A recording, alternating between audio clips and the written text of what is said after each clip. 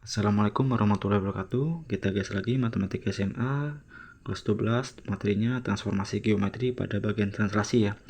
Untuk soal nomor 3 di sini sudah tentuin juga hasil translasi untuk fungsi eksponensial. Dan disuruh gambar grafiknya. Nah, sekarang kita lihat nih.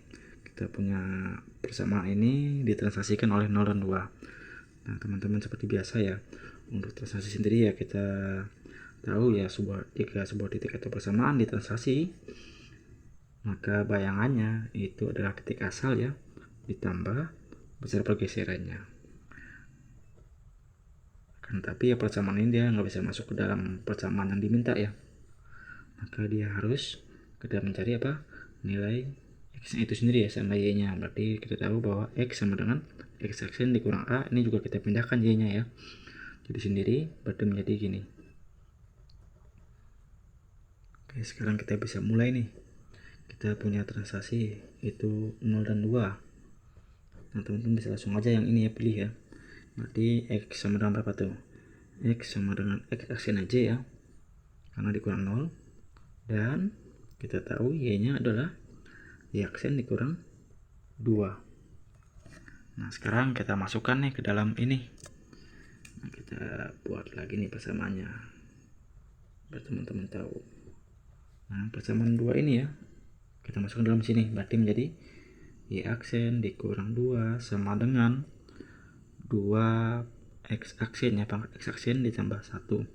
Sekarang aksennya bisa kita hilangkan dan negatif 2 bisa kita pindahkan kanan ya. Jadi seperti ini. Jadi y sama dengan 2 pangkat x ditambah 1 tambah 2. Berarti menjadi y sama dengan 2 pangkat x tambah 3. Nah, nih jawabannya kurang lebih seperti ini teman-teman ya. Nah, hasil bayangannya kita dapat seperti ini. Nah, jika teman-teman diminta sama guru sampai sini aja, sampai hasil bayangannya ya sampai sini aja udah selesai ya. Tetapi kalau misalnya teman-teman diminta gimana cara gambar grafiknya, nah kita coba gambar yuk. Nah, tentunya kita tahu ya, kita tadi dapat hasil grafik bayangannya adalah y sama dengan 2 pangkat x plus 3.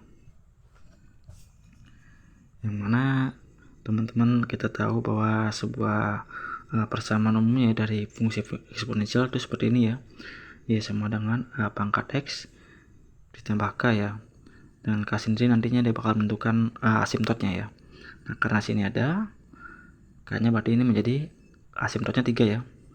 Nah, sekarang kita tentunya di sini menentukan lagi nih posisi di mana dia bakal memotong sumbu y. Nah, bakal memotong sumbu y. Karena nanti grafiknya bakal bentuk seperti ini. Tahu dari mana grafiknya bentuk seperti ini? Nah, teman-teman, ini tambahan aja ya. Jika teman-teman punya kayak gini nih, persamaan kayak gini ya. Nah, teman-teman tahu nih punya a-nya itu lebih dari 1 ya. Maka nanti grafiknya bakal seperti ini ya. Nah, dari kiri ke atas. Oke, kalau grafik teman-teman punya grafiknya itu nilainya antara a ya, kurang dari 0 kurang dari 1, maka grafiknya bakal menurun ya dari kiri ke kanan. Nah, bagaimana jika negatif a nya? Nah, kalau misal a nya negatif nih, a kurang dari negatif 1 ya, misalkan a nya tuh negatif 2 negatif 3, maka nanti grafiknya bakal menurun nih dari kiri ke kanan. Nah, kalau misalkan teman-teman kayak gini ya, berarti dari a lebih besar dari 0, lebih besar dari negatif 1 ya, berarti di antara 0 dan 1 ya. Ya, di antara 0 dan 1 ya. Kebalik ya. Ini kan harusnya nih 0 ya. Ini 0 kurang dari a kurang dari 1. Ini berarti 0 lebih besar dari a lebih besar dari negatif 1. Nah, maksudnya itu ya. Berarti ini menjadi kayak gini nih. Berarti dia tapi akan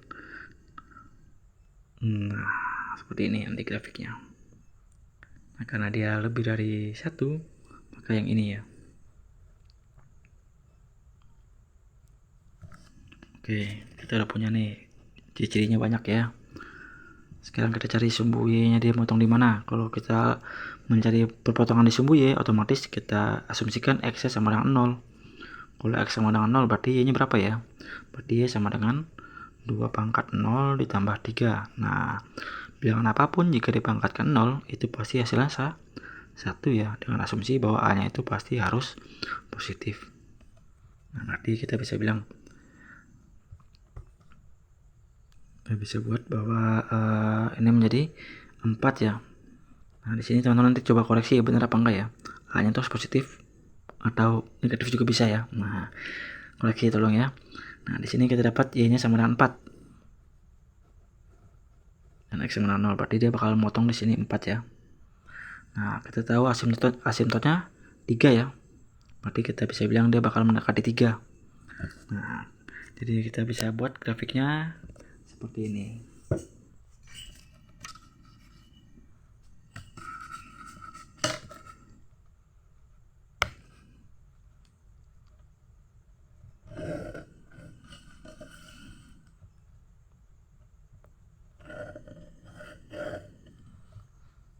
Ini agak mencong apa teman-teman ya. Nah, kita tadi di sini dia motong di 4 ya. Di 4 dan asimtotnya tadi 3 ya. Asimtotnya 3. Nah, dia bakal begini grafiknya nih. Nah, motong di 4 dan grafiknya garisnya ya, dia hampir mendekati 3. Nah, oke, kenapa hampir mendekati 3? Nah, ini kita bisa tambahan aja ya. Teman-teman sampai sini aja udah ada teman-teman selesai aja ya, sampai sini udah selesai teman-teman ya. Ini cuma tambahan aja jika teman-teman mau betah lagi lebih lama di sini ya. Di video ini saya mungkin jelaskan kenapa grafiknya mendekati angka 3. Ini udah sampai sini ya. Nah, kan kita tadi punya persamaannya, dia itu adalah Y sama dengan 2 pangkat X tambah 3 di sini ya, tambah 3. Nah, berarti kita bisa bilang bahwa jika X-nya semakin negatif ya, atau negatif sehingga ya, mendekati atau pokoknya makin negatif ya, negatif ribuan bahkan jutaan. Nah, dia bakal nilainya nanti bakal 1 per berapa gitu ya, 1 per berapa gitu kan. Nanti ujung-ujungnya bakal ditambah 3. Nah, otomatis kan hasilnya Y nya sama dengan 3, bla bla bla bla bla ya. Dan ini dia bakal mendekati itu ke 3 ya. Dia bakal mendekati 3. Nah, jadi makanya di sini munculnya kita bisa bilang ada asimtot ya, atau garis khayalnya. Itu bisa menentukan bahwa asimtotnya adalah 3 ya, dari persamaan yang di atas ya. Mudahnya seperti itu teman-teman.